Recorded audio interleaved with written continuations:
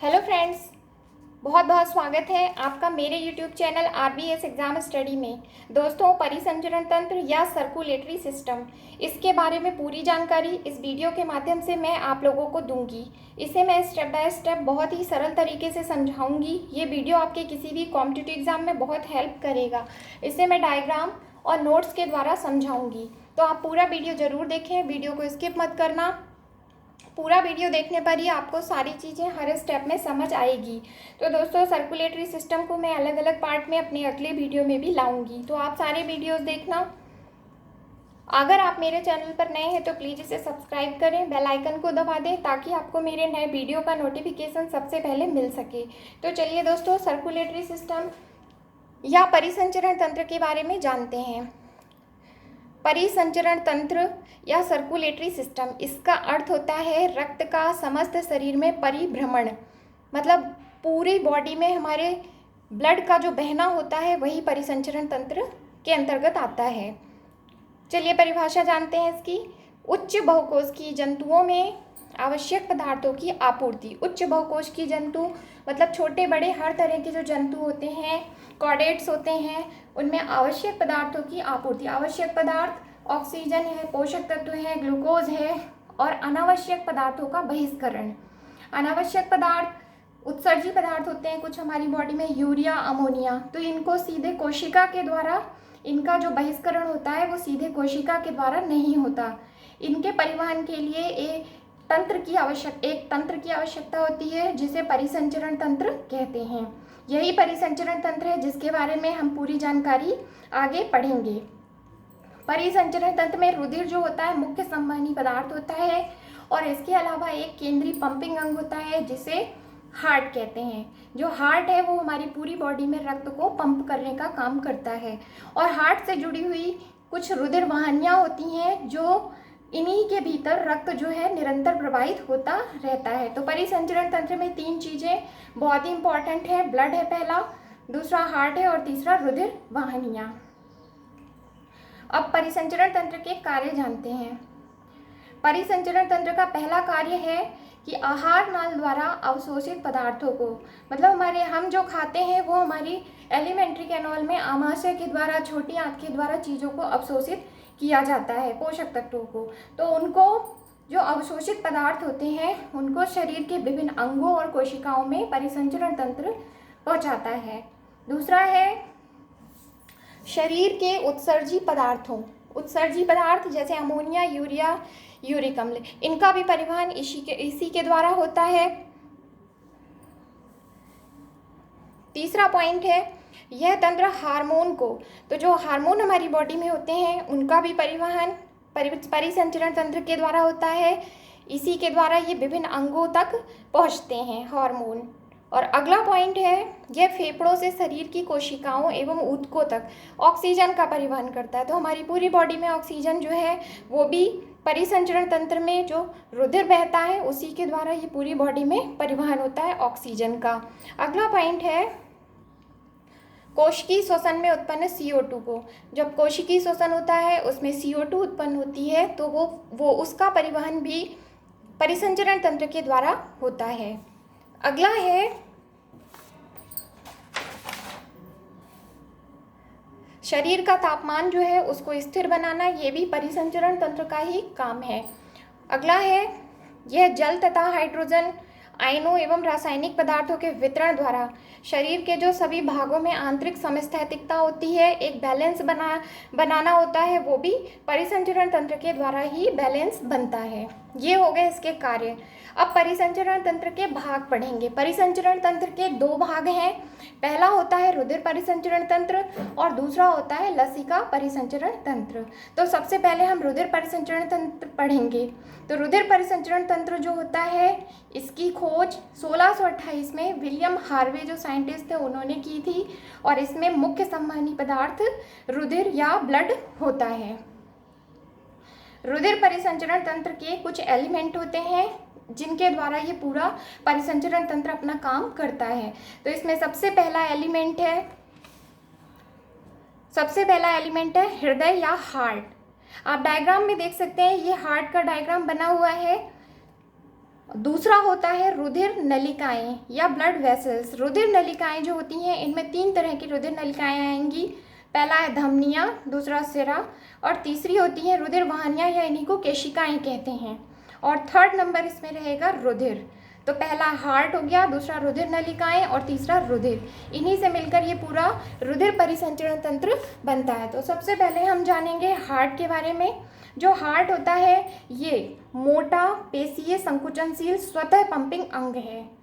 इसी के द्वारा पूरी बॉडी में जो रक्त होता है वो पंप होता है। दोस्तों, हृदय के बारे में एक मेरा अगला नया वीडियो आएगा, उसमें हृदय के बारे में मैं हृदय के बारे में पूरा वर्णन करूंगी विस्तार से, तो आप उस वीडियो को जरूर देखिएगा। अगला है, पहला नंबर तो हो गया हृदय, दूसरा है रुधिर नलिकाएं। अब रुधिर नलिकाएं जो होती हैं, ब्लड वेसल्स, ये बहुत ही पतली नलिकाएं होती हैं, पतली होती हैं, कुछ मोटी होती हैं, ये नलिकाकार होती हैं ये रचनाएं। इनमें जो रुधिर है वो निरंतर बहता रहता है। हार्ट पंप करता है रुधिर को और रुधिर नलिकाओं में ये रक्त जो है निरंतर बहता रहता है। तो ये ब्लड वेसल्स जो होती हैं इसके भी प्रकार होते हैं। तो सबसे पहला प्रकार है इसमें धमनियाँ, जिसे हम आर्टरीज कहते हैं। आप ये आर्टरीज, ये धमनी का डायग्राम आप देख सकते हैं। ये मोटी होती हैं, भित्ति युक्त होती हैं, और इनमें जो ब्लड होता है वो हार्ट से विभिन्न अंगों में ये पहुंचाने का काम करती हैं। धमनियाँ हार्ट से रुधिर को लेती हैं और पूरी बॉडी में ये ट्रांसफ़र करती हैं। तो ये मोटी भित्ति युक्त रुधिर वाहिनियाँ हैं जो ब्लड को हार्ट से विभिन्न भागों में, विभिन्न अंगों में पहुँचाती हैं। ये शरीर में गहराई में स्थित होती हैं। धमनियाँ शरीर में गहराई में स्थित होती हैं, इनमें कपाट नहीं पाए जाते हैं। और फुफ्फुस धमनी या पल्मोनरी आर्टरी, इसको छोड़कर सभी धमनियाँ जो होती हैं उनमें ऑक्सीजन युक्त रुधिर बहता है। ऑक्सीकृत रुधिर मतलब शुद्ध रुधिर बहता है, केवल पल्मोनरी आर्टरी को छोड़कर।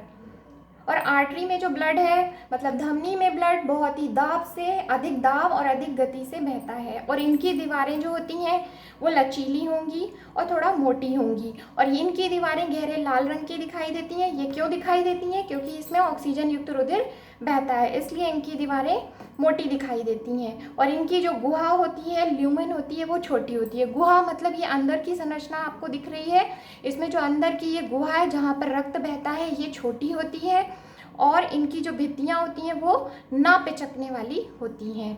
तो धमनी की जो गुहा है ये छोटी होती है और भित्तियाँ ना पिचकने वाली होती हैं।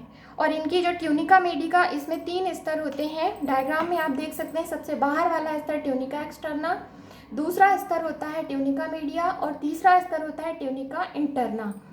तो जो इनका ट्यूनिका मीडिया वाला स्तर होता है ये, इसमें अधिक पेशी तंतु पाए जाते हैं। ये थोड़ा सा मोटा भाग दिख रहा है, इसमें ज़्यादा पेशी तंतु दिखाई देते हैं। अब दूसरा है, रुधिर नलिकाओं में दूसरा आता है शिराएं, जिसे हम वेन्स कहेंगे। शिरा का चित्र इसके नीचे ये डायग्राम बना हुआ है। शिरा या वेन, ये जो होती हैं ये पतली भित्ति वाली होती हैं, और ये विभिन्न अंगों से रुधिर को लेती हैं और हार्ट तक ले जाने का काम करती हैं। जो धमनी होती है वो हार्ट से विभिन्न अंगों में रुधिर ले जाती है, और जो शिराएं होती हैं ये पूरी बॉडी में जो अंग होते हैं उनसे रुधिर को लेकर हार्ट तक पहुंचाती हैं। और ये ज़्यादा गहराई में स्थित नहीं होती हैं। जो शिराएं हैं ये बहुत गहराई में स्थित नहीं होती हैं, और इनमें जो ब्लड की विपरीत गति है उसको रोकने के लिए इसमें वॉल्व पाए जाते हैं। वॉल्व या कपाट, धमनियों में कपाट नहीं पाए जाएंगे, शिरा में कपाट पाए जाते हैं विपरीत गति को रोकने के लिए ब्लड की। इनमें ब्लड जो होता है वो कम गति से बहेगा, कम दाब से बहेगा, और इसमें भी जो पल्मोनरी वेन होती है, फुफ्फुस सिरा होती है, इसको छोड़कर सभी शिराओं में अनॉक्सीकृत रुधिर बहता है। अनॉक्सीकृत मतलब अशुद्ध रुधिर बहेगा फुफ्फुस सिरा को छोड़कर। इनकी दीवार पतली होगी और नीले रंग की दिखाई देगी। नीले रंग की क्यों?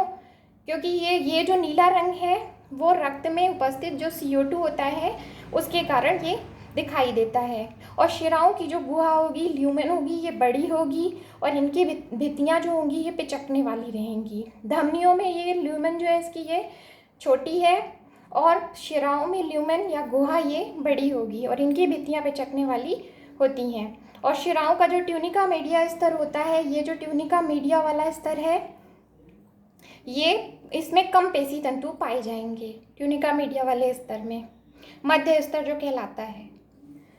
अब अगला है थर्ड नंबर, इसका थर्ड पार्ट है रुधिर केशिकाएं, ब्लड कैपिलरीज। ये जो ब्लड कैपिलरीज होती हैं ये सबसे पतली ब्लड वेसल्स होती हैं। ये डायग्राम आप देख सकते हैं इसका। ये जो ब्लड कैपिलरीज होती हैं ये सबसे पतली होती हैं और ये धमनी को शिरा से जोड़ने का काम करती हैं। धमनियाँ जो होती हैं और शिरा जो होती है इसी के माध्यम से ये जुड़ी रहती हैं और इन्हीं में रुधिर प्रवाहित होता है। और ये जो वाहिनी होती हैं ये केशिका या ब्लड कैपिलरीज ये चपटी सेल की एक परत से बनी होती हैं और ये पोषक पदार्थ, वर्ज्य पदार्थ, गैस आदि पदार्थों को रुधिर एवं कोशिका के बीच में ये आदान प्रदान करने में सहायता करती हैं। रुधिर केशिकाएं या इसी को ब्लड कैपिलरीज कहेंगे। अब अगला है रुधिर परिसंचरण तंत्र के प्रकार। रुधिर परिसंचरण तंत्र जो होता है इसके दो प्रकार होते हैं। पहला होता है इसमें खुला परिसंचरण तंत्र या open circulatory system. Open circulatory system जो होता है ये जिसमें देह गुहा में जो रक्त होता है, ब्लड होता है, वो स्वतंत्र रूप से बहता है। मतलब ये टिश्यू और जो सेल होती है इनके संपर्क में रहता है, वही खुला परिसंचरण तंत्र कहलाता है। तो कुछ आर्थ्रोपोड्स होते हैं, मोलस्क जंतु होते हैं, उनमें ये परिसंचरण तंत्र देखने को मिलता है। इन जंतुओं में जो ब्लड नलिकाएं हैं, जो ब्लड है वो नलिकाओं तक सीमित ना रहकर पूरी देह गुहा में ये स्वतंत्र रूप से बहता है। मतलब ब्लड नलिकाओं में ही नहीं बहता, ये पूरी देह गुहा में स्वतंत्र रूप से ये बहता रहता है। और ये ब्लड जो है ये कम दाब और कम वेग से बहेगा इनमें। जैसे कॉकरोच एक आर्थ्रोपोड है तो इसका रुधिर परिसंचरण चक्र जो होता है वो 5 से 6 मिनट में पूरा हो जाता है। और इन जंतुओं की सेल और टिश्यू जो होंगे वो सीधे रुधिर के ही संपर्क में रहते हैं। और दूसरा नंबर है रुधिर परिसंचरण तंत्र का, ये दूसरा है बंद परिसंचरण तंत्र या इसी को बोलेंगे क्लोज्ड सर्कुलेटरी सिस्टम। इसमें जो रुधिर होता है वो हमेशा बंद मार्गों में बहेगा। बंद मार्गों में बहेगा, जैसे सभी कशेरुकी होते हैं, केचुआ है, नेरीज है, मोलस्क है कुछ, तो इनमें रुधिर जो होगा वो हमेशा बंद मार्गों में बहेगा। मतलब इसमें जो हार्ट है और ये जो रुधिर नलिकाएं हैं, वाहिनियाँ हैं, केशिकाएं हैं, इन्हीं में रुधिर बहेगा, ये बंद मार्गों में। और इनमें जो ब्लड होता है वो बहुत ही दाब से और बहुत ही वेग से बहता है। हार्ट जो है वो ब्लड को बड़ी धमनियों में पंप करेगा और जहाँ से ये पतली धमनियों तथा धमनी केशिकाओं में जाता है। और धमनी केशिकाओं से जो रुधिर है वो शिरा केशिकाओं में होता हुआ फिर से ये वापस हार्ट में आ जाता है। तो ये था बंद परिसंचरण तंत्र। दोस्तों, अगर आपको मेरा वीडियो अच्छा लगा हो तो प्लीज़ इसे लाइक करें, शेयर करें।